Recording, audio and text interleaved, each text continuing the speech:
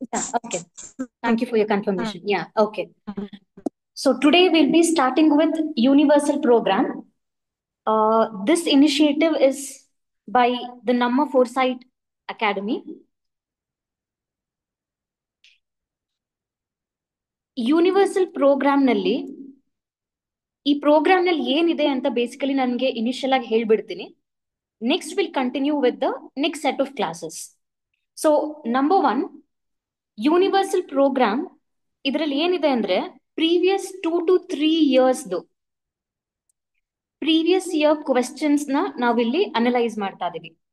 This analysis will be 360 degree, ಅಂದ್ರೆ from all dimensions, from all areas this topics will be covered. ಈ topics ಯಾವ ರೀತಿ ಆಗಿರುತ್ತೆ ಅಂದ್ರೆ they will be high intensive topics. ಹಾಗಾದ್ರೆ ಈ PYQs ನ ನಾವು ಎಲ್ಲಿಂದ ತೆಗಿತಾ ಇದೀವಿ ಅಂತ ನೋಡೋದಾದ್ರೆ, number 1 it will be from UPSC, ಎರಡನೇದು it will be from KPSC. If you're preparing for UPSC, you know this very well. Most of the questions are definitely directly or indirectly related to the previous year questions of UPSC itself. So these questions could be either from CDS, CAPF, civil service examinations, geoscientist examinations, and others. So ಈ exams ನಿಂದ ನಾವು previous year questions ನ analyse ಮಾಡ್ತೀವಿ. Next, KPSC ನಡೆಸುವಂತಹ the gazetted probationary examinations which is popularly known as KS exams ಆಗಿರ್ಬೋದು. ಎರಡನೇದು industrial extension officer examinations.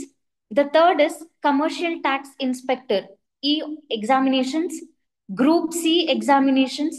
So ಈ exams ಇಂದ ಏನ್ ಕ್ವೆಶ್ಚನ್ಸ್ ಬಂದಿದೆ ಆ ಕ್ವೆಶ್ಚನ್ಸ್ ನ ನಾವು ಕಂಪೈಲ್ ಮಾಡಿ ಇದ್ರ ಮೇಲೆ ನಾವು ಅನಾಲಿಸಿಸ್ ಮಾಡ್ತಾ ಇದೀವಿ.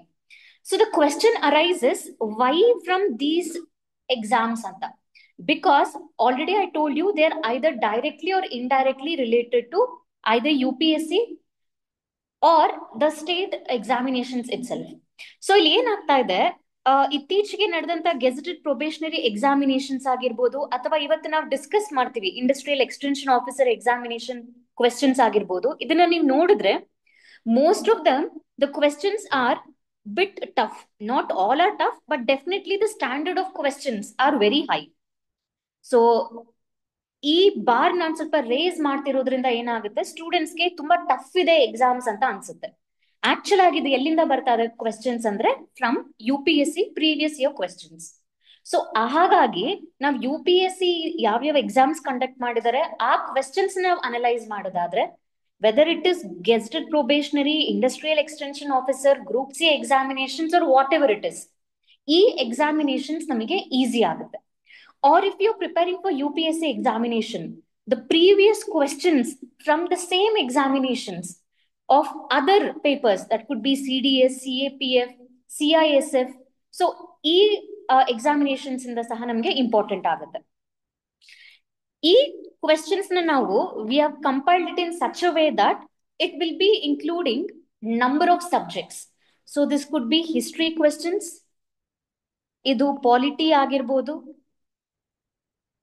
geography, environment and ecology, economy, science and technology, and others.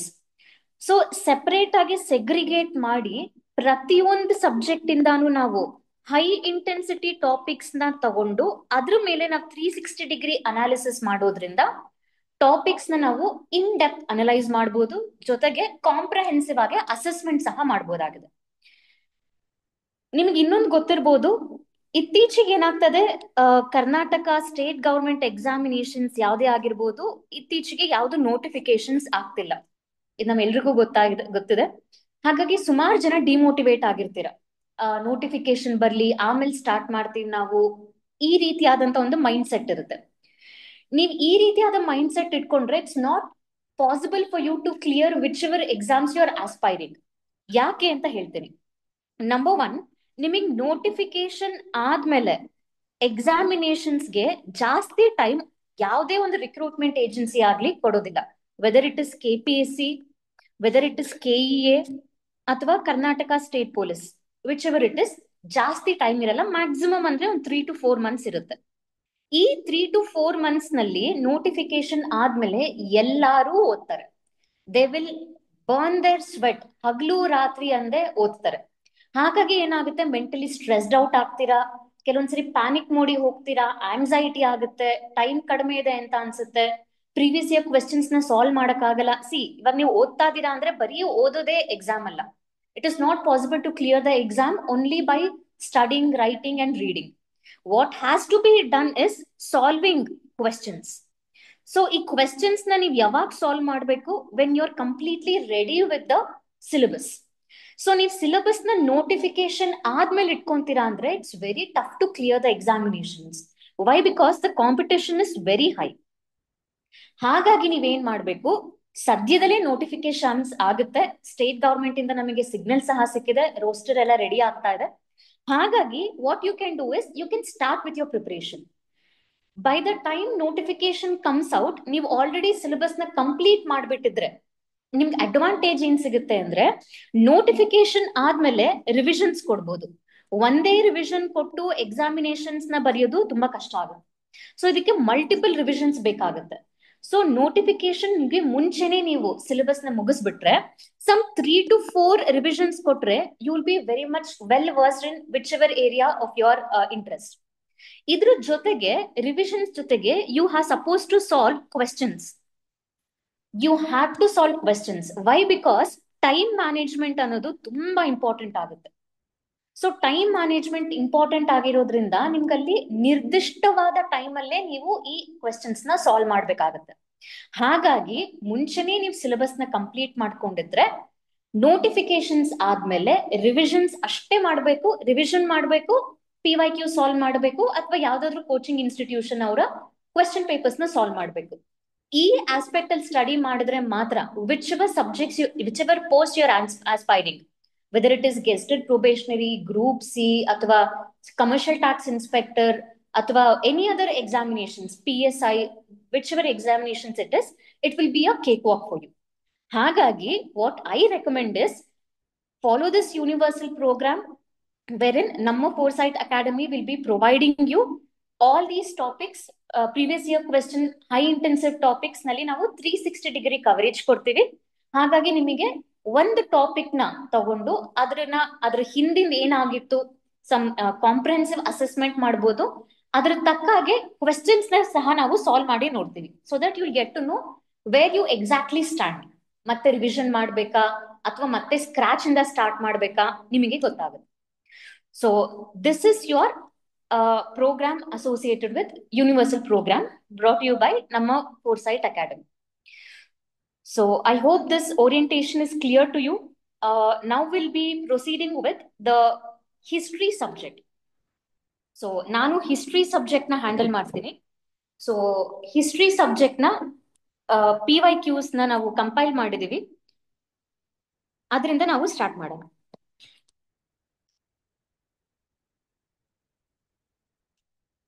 So I hope you all have the PDF associated. ಇದೆಯಲ್ವಾ ಎಲ್ಲರ ಹತ್ರನೂ PDF? ಓಕೆ. ಆನ್ಲೈನ್ ಅವ್ರ ಹತ್ರ ಇದೆಯಾ? No, ma'am.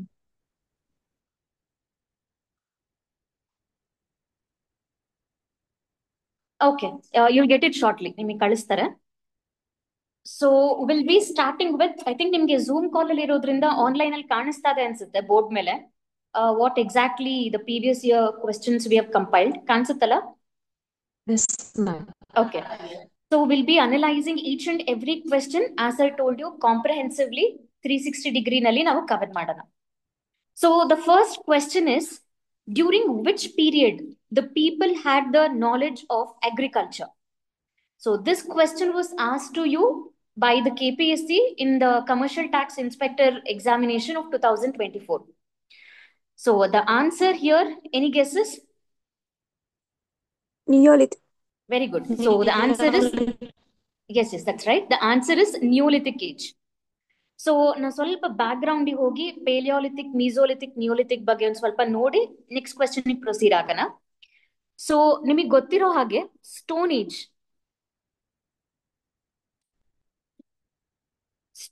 is broadly classified into number one, Paleolithic age, second, Mesolithic age, and the third, Neolithic age.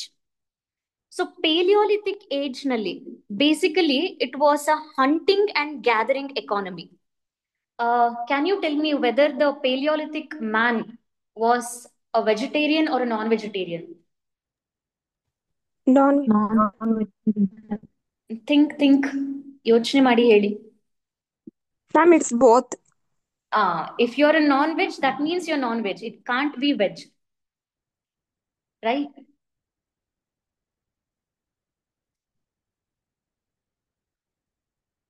Okay, well, whoever is saying vegetarian, give me the reason. Whoever is saying non-vegetarian, give me your reasons.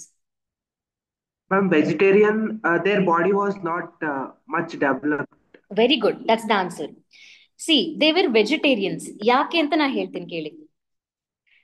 If you see the anthropological evolution of man, initially homo sapien ಅಂತ ನಾವು ಹೇಗೆ ಕರಿತೀವಿ ಇವಾಗ, the actual term is homo sapien sapiens ಅಂತ.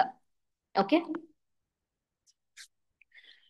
Initially the man was homo habilis ಅಂತ ಕರೆದ್ವಿ, homo erectus ಆಯ್ತು, homo sapien ಆಯ್ತು, ನೆಕ್ಸ್ಟ್ ಬಂದಿದ್ದು ಹೋಮೋ ಸೇಪಿಯನ್ ಸೇಪಿಯನ್ಸ್. ಅಂದ್ರೆ ಇನಿಷಿಯಲಿ ಹೋಮೋ ಹ್ಯಾಬಿಲಸ್ ಇದ್ದಾಗ the man was not completely erect, ಅಂದ್ರೆ ಬೆನ್ನಿನು ಬಗ್ಗಿತ್ತು. ಹೋಮೋ ಎರೆಕ್ಟಸ್ ಅಂದ್ರೆ ಇವಾಗ ಬೆನ್ನು ಸ್ಟ್ರೇಟ್ ಆಯ್ತು. ಹೋಮೋ ಸೇಪಿಯನ್ಸ್ ನಲ್ಲಿ ಏನಾಗುತ್ತೆ, the brain was not completely developed, not just the brain, complete anatomy of the body of the man, which included various organs in the body. It was not completely developed.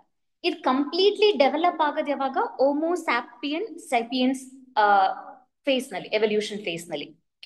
So palaeolithic man was a vegetarian. Why? Because his body anatomy was yet to be developed. ಇವಾಗ ನೀವು meet ತಿಂತೀರಾ ಅಂದ್ರೆ your body should be in a position to digest it, correct? So digest ಆಗ್ಬೇಕು ಅಂದ್ರೆ digestive system should be completely developed. So this was not the case. ಹಾಗಾಗಿ Paleolithic man was a vegetarian. ಹಾಗಾದ್ರೆ ಏನ್ ತಿಂತಿದ್ದ? Fruits, roots ಅಂದ್ರೆ ಗೆಡ್ಡೆ ಗೆಣಸು. Okay, so this was the major activity, hunting and gathering. Hunt ಏನಕ್ಕೆ ಮಾಡ್ತಿದ್ದ? Not to eat, just to cover. Why? Because Paleolithic age ಅಂದ್ರೆ ಅವಾಗ ಇನ್ನು ಐಸ್ ಏಜ್ ಇತ್ತು. ನೀವು ಜಾಗ್ರಫಿಯಲ್ಲಿ ಪ್ಲೆಸ್ಟೋಸೀನ್ ಐಸ್ ಏಜ್ ಅಂತ ಓದಿರ್ತೀರಾ. ಸೊ ಪ್ಲೆಸ್ಟೋಸೀನ್ ಎಪಾಕ್ ನಲ್ಲಿ ಐಸ್ ಏಜ್ ಇತ್ತು. ಓಕೆ, ಸೊ ಹಾಗಾಗಿ ಚಳಿ ಇದ್ದಿದ್ರಿಂದ ಹಂಟಿಂಗ್ ಇಂದ ಏನ್ ಮಾಡ್ತಿದ್ದ, ಆ ಹುಲಿ ಅಥವಾ ಚಿರತೆ ಚರ್ಮನ ಹೊದ್ಕೊಂತ ಇದ್ದ in order to cover him ಅಷ್ಟೇ. So it was not meant for consumption. So this is about Paleolithic period. Okay. Mesolithic period ಗೆ ನಾವು ಬರೋದಾದ್ರೆ, Mesolithic period ನಲ್ಲಿ major activity was the domestication of animals. Domestication of animals. So ಇಲ್ಲಿ ಯಾಕೆ domestication of animals importance ಸಿಕ್ತು ಅಂದ್ರೆ, by this period ನಾ ಹೇಳಿದ್ನಲ್ಲ ಐಸ್ ಏಜ್ ಅಂತ, this had ended. So ice age end ಆಗಿದ್ರಿಂದ ಏನಾಗುತ್ತೆ, ಗ್ರೌಂಡ್ ನಲ್ಲಿ ಫುಲ್ ಇವಾಗ ಐಸ್ ಇತ್ತು ಅನ್ಕೊಳ್ಳಿ, ಇದು ಐಸ್ ಏಜ್ ಎಂಡ್ ಆಗ್ತಾ ಇದೆ. ಸೊ ಇದು ಇವಾಗ ಕ್ಲಿಯರ್ ಆಗುತ್ತೆ. ಇವಾಗ ಏನಾಗುತ್ತೆ, ಬಿಕಾಸ್ ಆಫ್ ದ ಕ್ಲಿಯರೆನ್ಸ್ ನಿಮಗೆ ready availability of grass will be there. So when there is ready availability of grass, it is possible for the cattles to feed on them. ಹಾಗಾಗಿ domestication of animals was practised during this period. So this period is associated with domestication of animals, number one. ಎರಡನೇದು, wheel was invented during Mesolithic period. Okay, remember, sorry, wheel, I'm sorry. ಅದು Neolithic period ನಲ್ಲಿ. One second. Pottery was invented during Mesolithic period. However, the problem was, ಈ pottery ಏನ್ invent ಮಾಡಿದ್ರು, they were handmade. They were handmade and not wheel made. ಯಾಕಂದ್ರೆ wheel ನ discover ಮಾಡಿದ್ದು ಅಥವಾ invent ಮಾಡಿದ್ದು ನಿಯೋಲಿಥಿಕ್ ಪೀರಿಯಡ್ ನಲ್ಲಿ. ಸೊ ವೀಲ್ ಟರ್ನ್ಡ್ ಪಾಟರಿ ನಮಗೆ ಯಾವಾಗಿಂದ ಸಿಗುತ್ತೆ ಅಂದ್ರೆ ನಿಯೋಲಿಥಿಕ್ ಪೀರಿಯಡ್ ಇಂದ ಸಿಗುತ್ತೆ. ಪಾಟರಿ ಜಸ್ಟ್ ನಿಮಗೆ ಎಕ್ಸಾಮ್ ನಲ್ಲಿ ಪಾಟರಿ ಯಾವಾಗ ಗೊತ್ತಾಗಿದ್ದು ಅಂದ್ರೆ it is mesolithic, but hand made pottery ಆಗಿತ್ತು ಅದು. ವೀಲ್ ಟರ್ನ್ಡ್ ಪಾಟರಿ ಯಾವಾಗ ಅಂದ್ರೆ ನಿಮಗೆ ಅದು ನಿಯೋಲಿಥಿಕ್ ಪೀರಿಯಡ್ ನಲ್ಲಿ ಆಗುತ್ತೆ. This difference you suppose to know. Okay, next neolithic age ನ ಬರೋದಾದ್ರೆ, ನಿಯೋಲಿಥಿಕ್ ಏಜ್ ನಲ್ಲಿ ಅಗ್ರಿಕಲ್ಚರ್ ಸ್ಟಾರ್ಟೆಡ್. ಓಕೆ, ಸೊ ಇಲ್ಲಿ ಏನಾಗ್ತಾ ಇತ್ತು, initially the man was a nomad. Nomad ಅಂದ್ರೆ